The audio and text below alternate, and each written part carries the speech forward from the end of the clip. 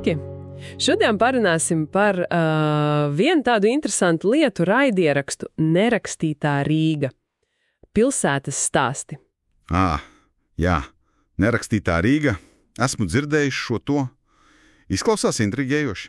Tieši tā, un mums te ir tāds kā apraksts, un, gribētos saprast kopā, kas tur īsti ir tas kodols, kas to padara īpašu. Cik es saprotu, tā galvenā ideja ir, ļoti pievilcīga. Ļaut runāt pašai pilsētai. Pilsētai, kā tas domāts? Nevis tās oficiālās runas vai turisma bukleti, drīzāk tās klusākās balsis. Tās, ko ikdienā, palaidžam garām. Tas ir tāds mēģinājums atklāt Rīgas, kā lai saka, dvēseli. Caur tām mazāk zināmajām vietām, jā? Ielas, pagalmi, kāpņu telpas. Jā, tieši tās vietas, kurām mēs varbūt katru dienu paejam garām, bet pat neiedomājamies, kas tur slēpjas. Bet pagaidi, kā tas īsti atšķiras no, labas ekskursijas pa vecpilsētu vai vēstures grāmatas? Kas ir tas nerakstītais? Labs jautājums.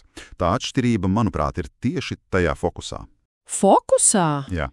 Nevis koncentrēties uz tiem lielajiem notikumiem vai, superslavenām ēkām.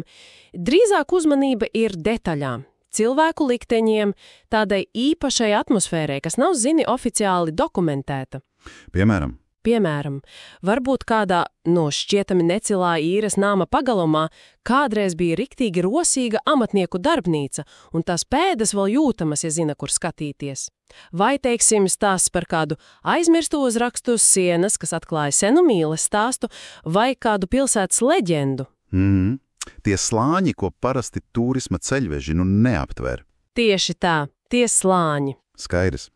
Tātad uzmanības centrā ir konkrēti rajoni, to unikālais raksturs, cilvēki, gan agrākie, gan tagadējie un, protams, arhitektūras noslēpumi. Tiek arī teikts, ka katrs nams ir kā laika hronika. Precīzi, un tas, manuprāt, ir tas, kas šeit ir baigi aizraujoši, tā ideja, ka ēku sienas, tās glabā laikmetu balsis.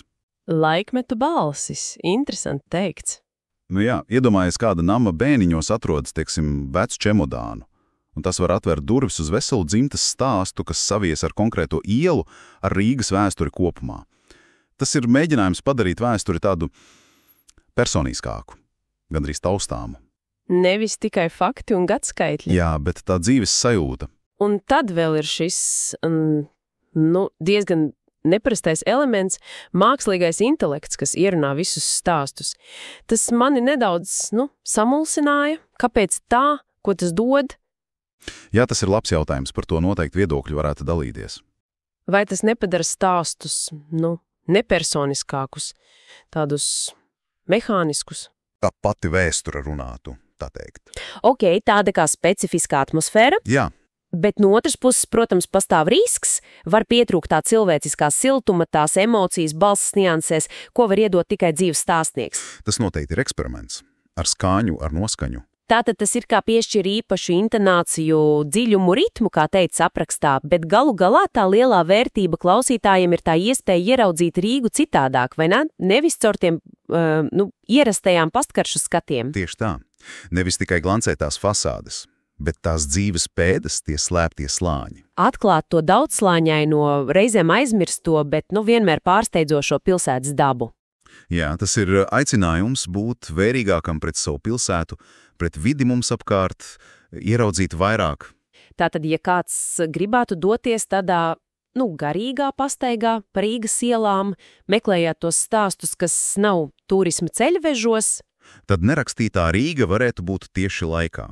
Tāda dziļāka, varbūt pat personiskāka iepazīšanās ar pilsētu. Jā, tas ir piedāvājums tiem, kas vēlas sajust Rīgas pulsu, aiz tās ikdienas steigas, aiz fasādēm, izpētīt pilsētu kā stāstu krājumu.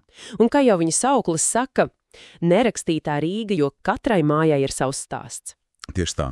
Un tas viss, liek aizdomāties, cik lielā mērā šī pilsētas nerakstītā puse, tie slēptie stāsti, aizmirstās detaļas, cik ļoti tas viss patiešām veido mūsu pašus un mūsu pilsētas sajūtu šodien, pat ja mēs to ikdienā nemaz neapzināmies. Labs jautājums pārdomām.